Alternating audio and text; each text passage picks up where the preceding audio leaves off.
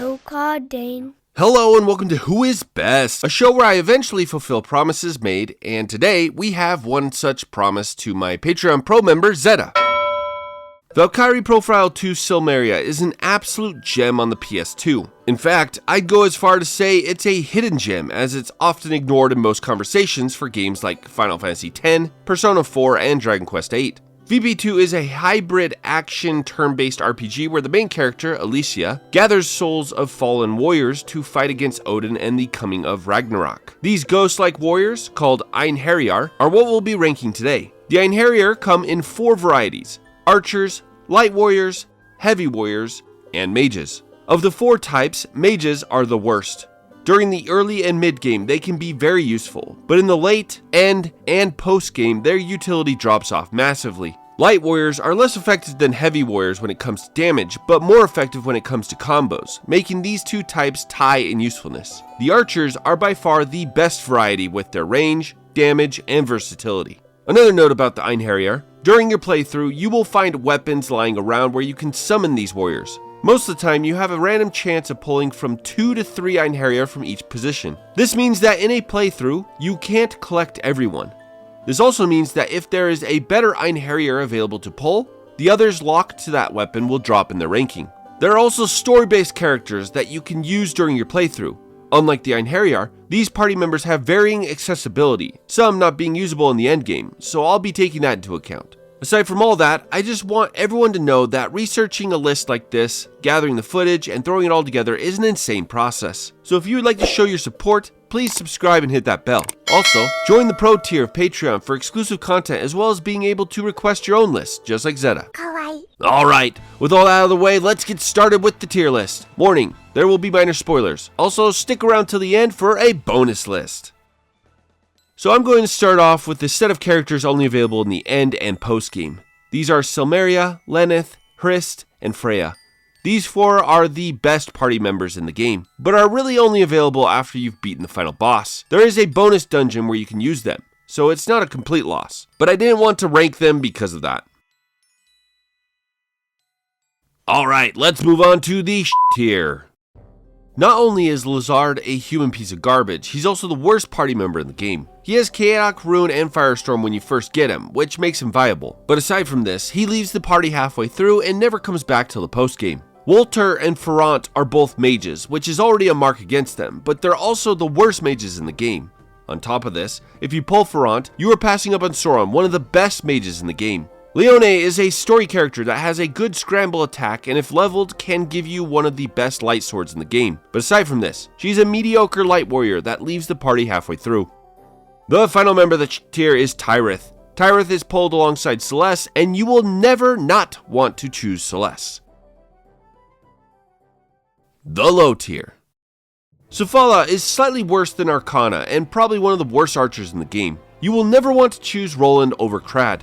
For one, Roland is one of the 2 heavy warriors that doesn't have the absolutely broken attack, Sweep Dive, and Krad is one of the best Einherjar. Like Roland, Fall doesn't get Sweep Dive. He's also placed with Adonis, who, like Krad, is one of the best Einherjar in the game. Crescent has high damage, but Luin's versatility is better. Jessica has too many things going against her. Her stats are absolutely random in their growths, and she's locked with Sylphid and Rochelle, which are so much better. Rakshika has decent combos, but unfortunately she's paired against Fraudair, who not only is the combo queen, but outpaces Rashika in damage as well. Alright, let's split the mid tier into 2 parts and start with the lower mid tier.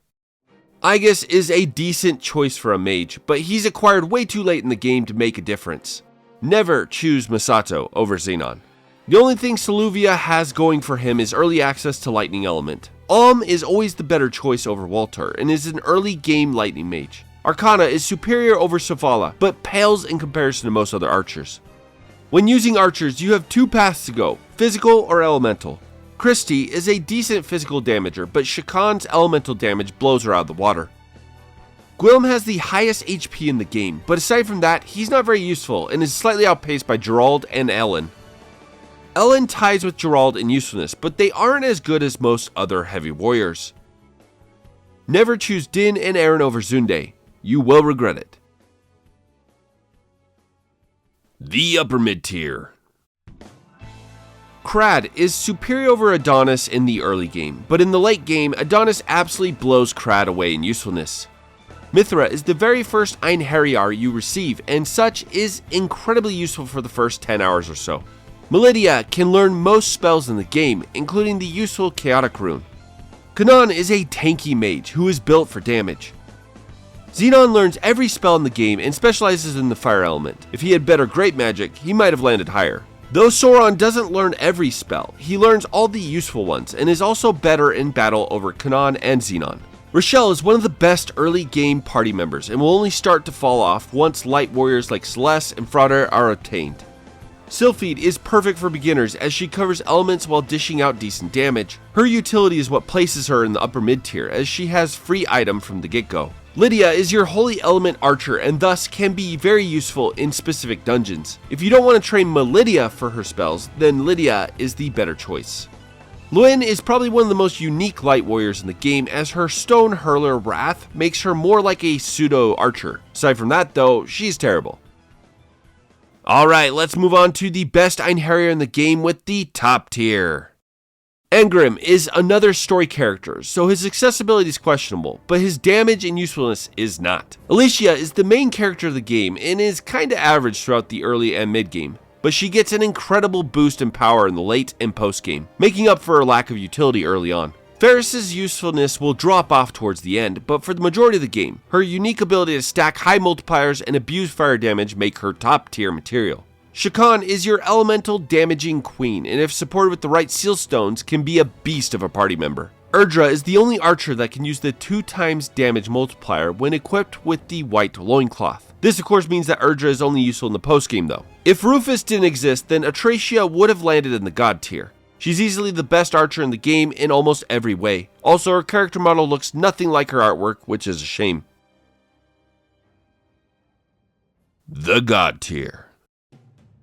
Frauder is almost tied with Celeste for best light warrior in the game. She gets her strongest attacks early, and thus has the best combos throughout your entire playthrough. She can hit 12 times early on and is superb at launching enemies. Zunda gets Giant Killer early on and comes with all the best heavy warrior attacks. This means that overall, he's the best DPS in the game. He drops off in the late game due to Dylan and Adonis' innate abilities, but until then, he's incredibly useful.